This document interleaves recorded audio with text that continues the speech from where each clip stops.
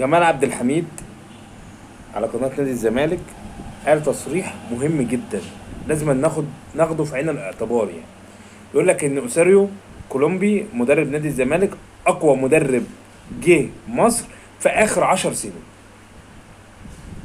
ما تراجعوش ورا الكابتن جمال خالص، كل اللي بيقوله حقيقة. ماشي، بس اصبروا شوية بس لما الزمالك يجي يمشي المدرب. عايزكوا بس تشوفوا جمال عبد الحميد هيقول عليه ايه. عايزكوا تفتكروا لما هيطلعوا يشككوا فيه ويذموا فيه عشان يمشوه. بس زي ما قالوا على فريرا العالمي والمش عارف ايه وبتاع، وفي الاخر قال لك ده حمار، ده فقد الذاكره، ده مش عارف ايه، ده نسي، ده نسي التدريب.